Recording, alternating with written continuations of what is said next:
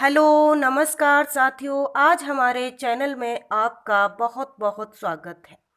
साथियों, आज हम आप सभी को आहार पोषण एवं स्वच्छता विषय लेकर आए हैं।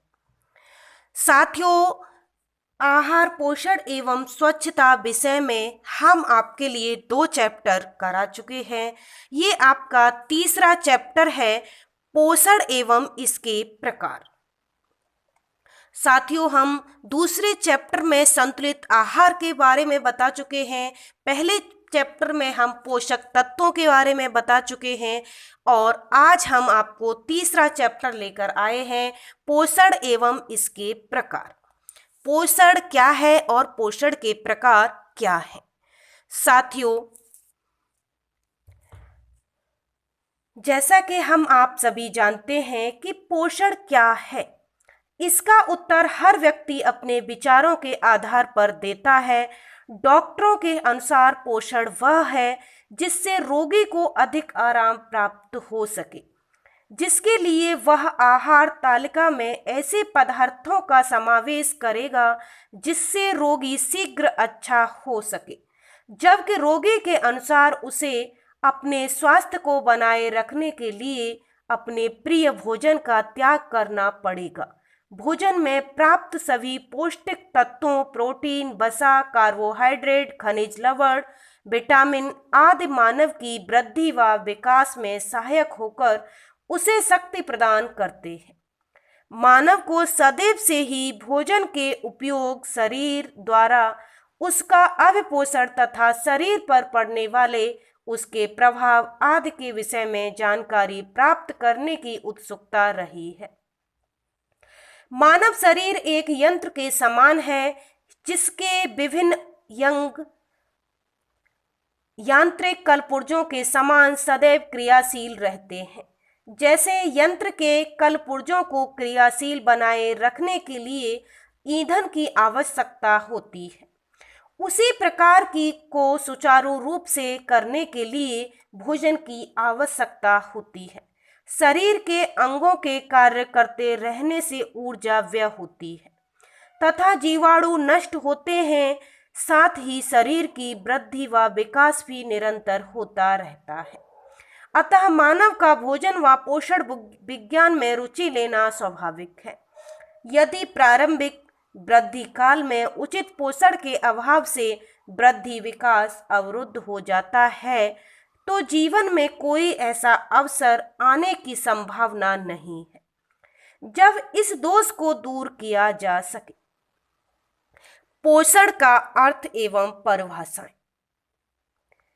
पोषण का अर्थ वह जटिल रासायनिक प्रक्रिया है जिनके द्वारा मनुष्य द्वारा खाए जाने वाले भोजन में से उसका शरीर आवश्यक पदार्थों को ग्रहण कर अवशोषित कर उसका प्रयोग करता है।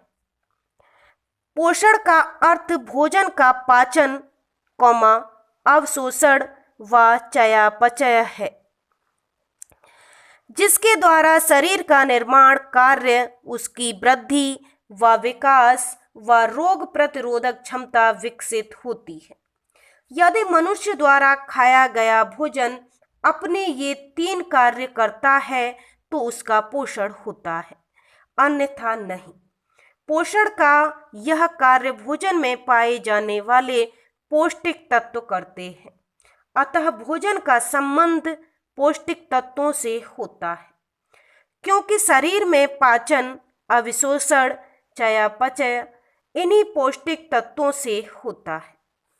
अतः भोजन का पौष्टिक तत्वों से परिपूर्ण होना आवश्यक है, जिससे व्यक्ति का स्वास्थ्य उत्तम बना रहे।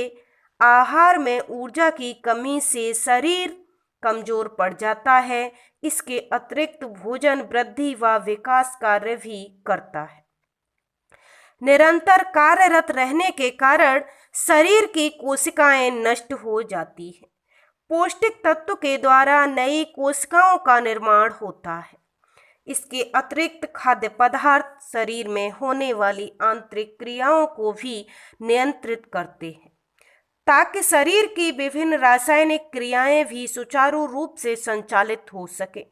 और शरीर स्वस्थ रह सके।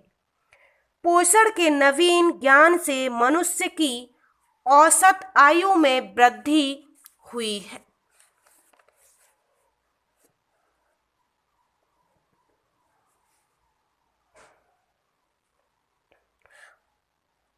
औसत आयु में वृद्धि हुई है। उत्तम पोषण के परिणाम स्वरूप मानसिक कुशलता में भी अभिवृद्धि होती है। उत्तम व स्थिर मानसिक कार्य करने की योग्यता बहुत कुछ उत्तम शारीरिक दशा पर निर्भर करती है।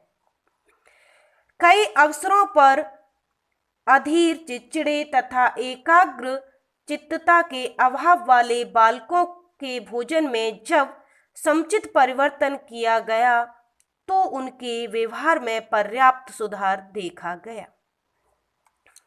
कुछ वर्षों में हमारे देश में हुए आहार सर्वेक्षण से सिद्ध होता है कि कुल जनसंख्या का बहुत बड़ा भाग जो निम्न आय वर्ग का है वह आहार के स्वीकृत सामान्य स्तर से निम्न स्तर का भोजन प्राप्त करता है। जब निर्धन वर्ग के आहार में कैलोरी संबंधी न्यूनतम आवश्यकता की पूर्ति नहीं हो पाती तो प्रोटीन संबंधी आवश्यकता की पूर्ति भी निम्न स्तर की होती है। विटामिन व खनिज लवण भी न्यूनतम स्तर की मात्रा में पाए जाते हैं।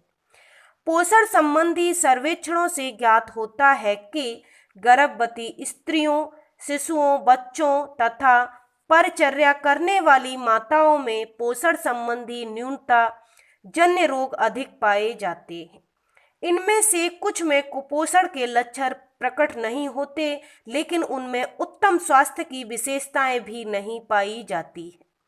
कई प्रकार के रोगों की अवरोधक क्षमता की कमी, पोषण की न्यूनता जन्य रोग जैसे रक्तहीनता, स्कर्वी, बेरी आदि को पर्याप्त एवं उपयुक्त पोषण युक्त भोज्य पदार्थों के द्वारा दूर किया जा सकता है।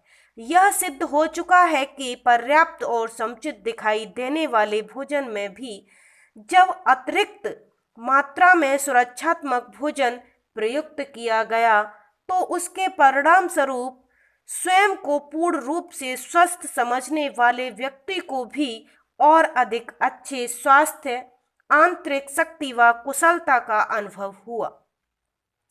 अतः कहा जा सकता है कि भोजन का पोषण से परिपूर्ण होना अत्यंत आवश्यक है, जिससे व्यक्ति का उत्तम बना रहे। जिस प्रकार का भोजन हम ग्रहण करते हैं उसके आधार पर उत्तम पोषण, अपर्याप्त पोषण व अत्यधिक पोषण की स्थितियां दिखाई देती। पोषण की कुछ महत्वपूर्ण परिभाषाएं हैं। जैसे टर्नर ने कहा है, पोषण वह सम्मिलित प्रक्रिया है जिसके द्वारा एक सजीव प्राणी अपने शरीर के रखरखाव, कार्य करने तथा शरीर की वृद्धि के लिए आवश्यक पदार्थों को ग्रहण कर उनका उपयोग करता है। आपकी दूसरी परिभाषा है council of foods and nutrition of the American association. पोषण भोजन तत्वों तथा उसमें पाए जाने वाले अन्य तत्वों के कार्य, उनके आपस में संबंध तथा स्वास्थ्य एवं बीमारी से संबंध, संतुलन तथा हमारी सारी प्रक्रिया जिसके द्वारा जीव भोजन को लेते हैं, जैसे पचाना, अवशोषित करना, परिवहन, प्रयोग, उत्सर्जन आदि का विज्ञान है।